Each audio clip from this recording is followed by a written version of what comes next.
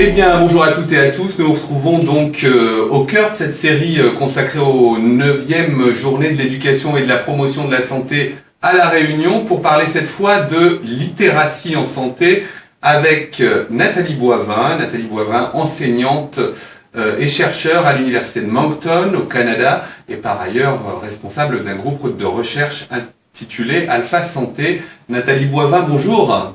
Bonjour. Ravi de vous retrouver pour ces rencontres JEPS 9 au cœur de l'océan Indien. Vous qui nous arrivez effectivement par les voies du web, et nous allons parler de littératie digitale au cœur de cette rencontre. Nous allons parler de littératie en santé. Pourriez-vous, dans un premier temps, revenir sur les contours et les objectifs de cette démarche de littératie en santé ? Oui, en fait, si on regarde la situation au Canada, le Conseil canadien de l'apprentissage estime qu'au niveau canadien, il y a 60% des adultes canadiens âgés entre 16 et 65 ans se situent à un niveau de littératie en santé insuffisant. Donc, ça signifie que 60% des Canadiens âgés de 16 à 65 ans peinent à comprendre l'information qui est disponible dans le domaine de la santé, à la repérer, à l'analyser de façon critique et surtout à l'intégrer pour s'occuper de leur propre santé. Donc ça pose une problématique très importante et c'est d'autant plus préoccupant que lorsqu'on regarde du côté des intervenants santé, on constate que la majorité d'entre eux ont tendance à sous-estimer de façon très importante cette problématique-là de littératie en santé insuffisante pour les gens au Canada. Donc, d'où le départ de tout le travail de recherche de l'équipe Alpha Santé ici au Nouveau-Brunswick francophone, qui visait d'abord à dire, bon, on a une problématique très importante auprès de notre clientèle. On a de l'autre côté des intervenants santé qui semblent peu conscients de l'ampleur de la situation. Donc, un premier travail à faire est celui de conscientiser les professionnels, les intervenants santé, les sensibiliser et surtout les outiller de façon à ce qu'ils soient capables d'interagir de façon plus pertinente, plus efficace lorsqu'ils transigent avec la clientèle. Donc, c'est ça un peu qui étaient les motivations de départ, la situation très préoccupante au niveau du Canada dans son ensemble et lorsqu'on fait un focus sur certaines populations au niveau de l'ensemble du Canada, ça devient encore plus préoccupant. Il y a des groupes pour lesquels la situation est encore plus importante. Par exemple, les personnes âgées de 65 ans et plus, chez qui on ne parle plus alors que de 60% des gens qui ont des difficultés ou une littératie en santé insuffisante, mais bien plus de 85%. Donc, c'est très préoccupant. Aussi préoccupant le fait que la population francophone semble avoir des difficultés encore plus importantes au niveau de la littératie en santé. Même chose pour les gens, certains autres groupes, comme les gens des Premières Nations, comme les nouveaux arrivants au Canada.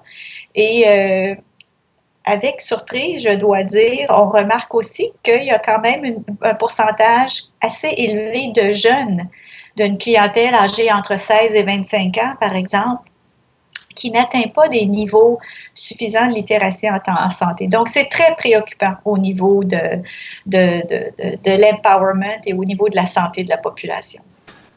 Merci de nous avoir dressé un peu les contours et les différents défis. Vous nous avez parlé des nouveaux arrivants, des populations vieillissantes, cette difficulté à concourir à la littératie en santé pour tous. Introduisons maintenant ce sujet questionné au cœur de ces journées, qu'est la littératie digitale. Effectivement, depuis l'arrivée d'Internet, des réseaux sociaux, des objets connectés, tout cet environnement transforme significativement l'accès à l'information en santé et questionne la capacité à développer une véritable littératie digitale pour les gens les plus éloignés du numérique, par exemple. Quel regard portez-vous sur cette évolution sans cesse plus rapide en matière d'outils et de modes d'accès à l'information digitale?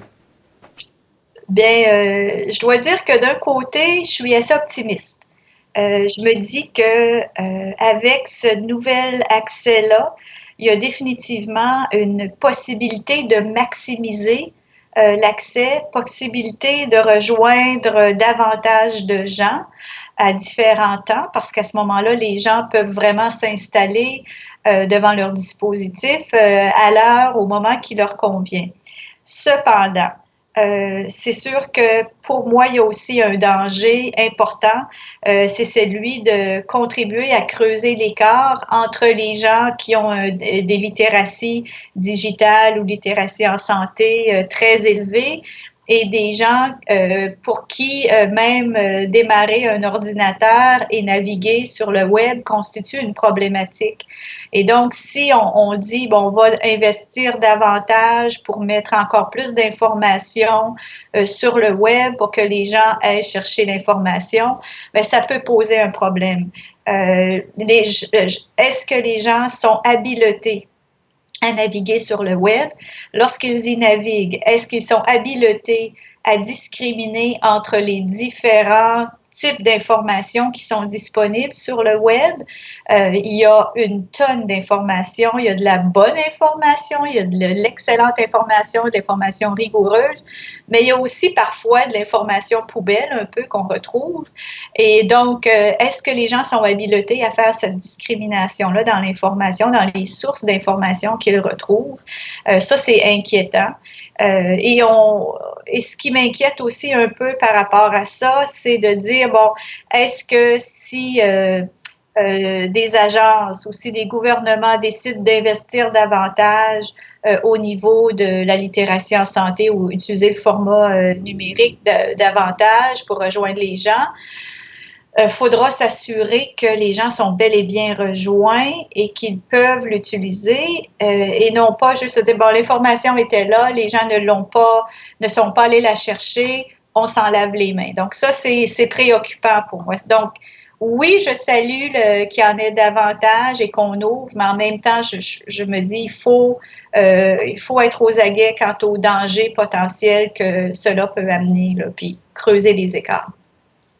Comme vous venez de le souligner, dans cette masse d'informations, il est nécessaire pour les professionnels d'être sans cesse en questionnement, en veille autour de cette complexité, mais aussi d'adapter leurs pratiques vis-à-vis de la singularité des situations.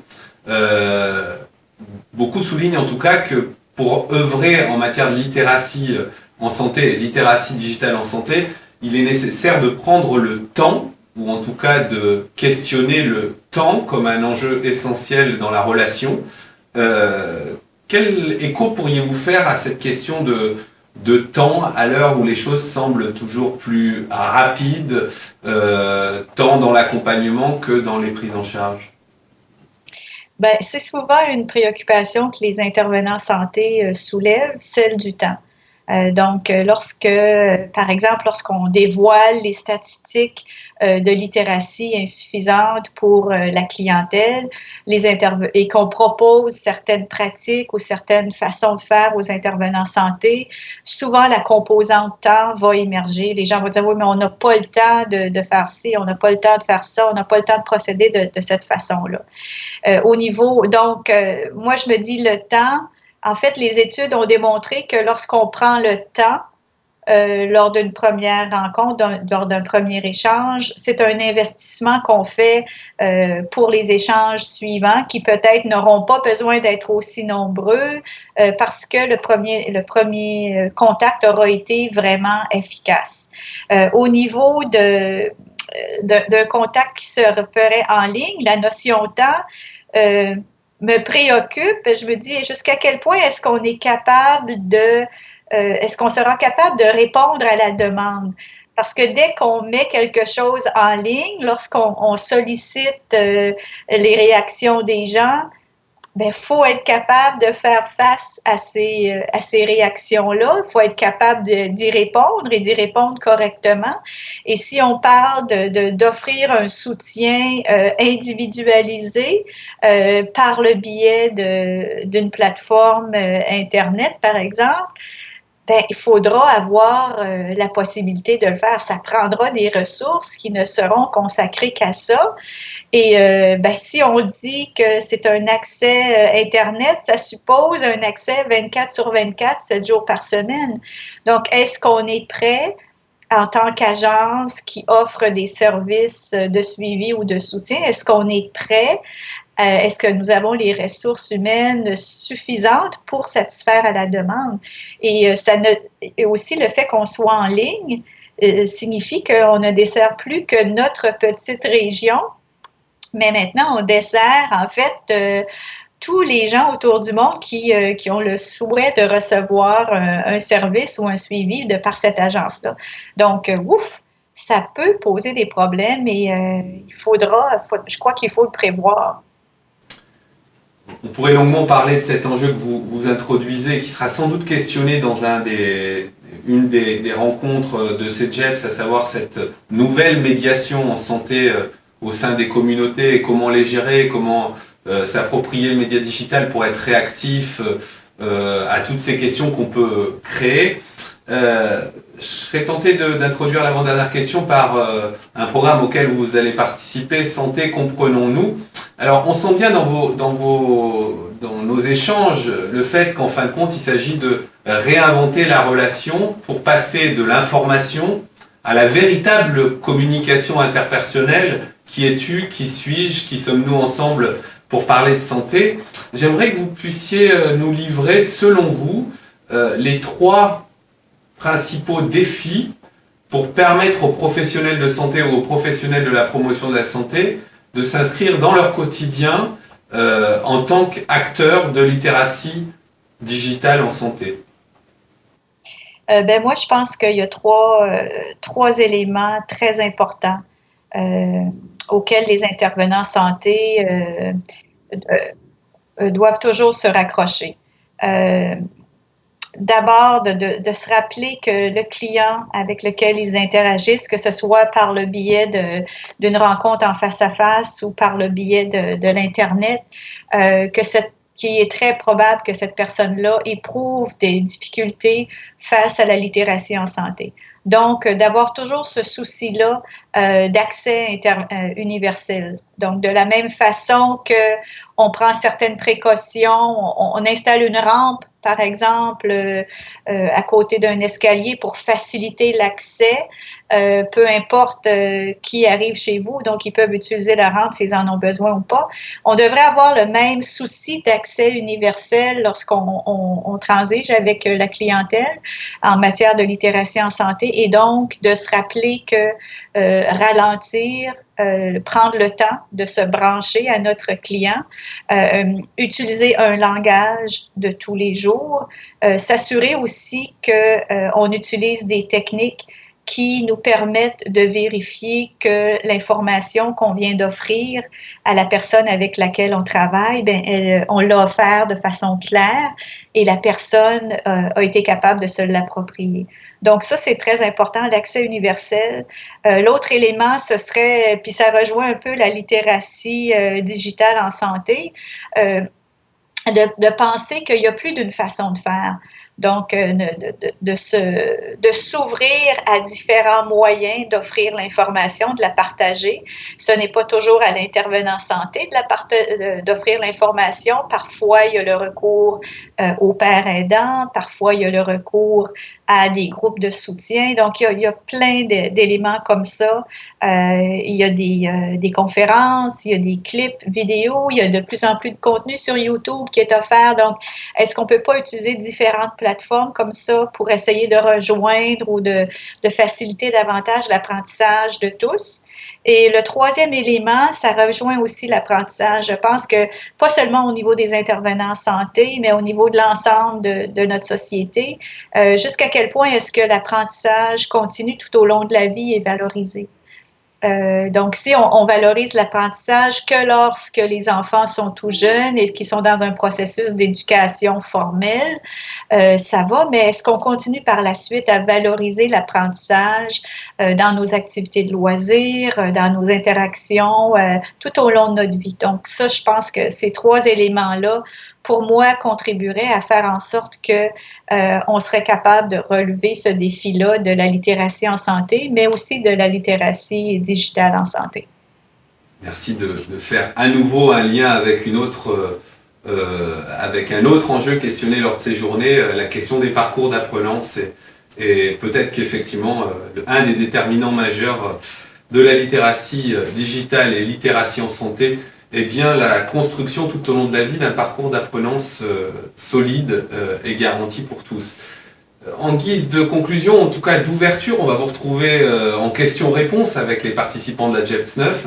Je serais tenté de faire un petit exercice en prospective. Vous nous avez cité pas mal d'enjeux.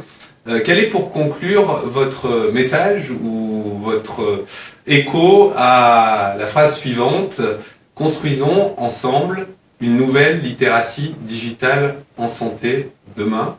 Je vous laisse la parole. Oui, si elle est branchée sur le client avec lequel on travaille et si elle vise son empowerment. Moi, c'est comme ça que je terminerai. On parle souvent qu'on va mettre à la disposition des gens plein d'informations, plein de ressources. Et il ne faut pas, en tant qu'intervenant santé, s'en laver les mains. Il faut vraiment se dire, bon, mais cette info-là que je donne, est-ce qu'elle est bien branchée sur le client avec lequel je travaille? Est-ce qu'elle répond bien à ses besoins? Et est-ce qu'elle favorise son empowerment, sa prise de pouvoir face à sa santé, face à son autonomie? Donc, pour moi, ce serait ça. Donc, la littératie digitale en santé demain, oui, mais toujours branchée sur mon client et visant son empowerment. Restons donc connectés aux besoins et attentes précises de chacun des usagers du digital, comme nous le souligne Nathalie Boivin. Merci à vous, au plaisir de vous retrouver. Je rappelle que vous êtes donc enseignante-chercheur à l'Université de Moncton et responsable du groupe de recherche Alpha Santé. Merci à vous de nous avoir accordé cet instant d'interview, Nathalie Boivin. Merci. Merci.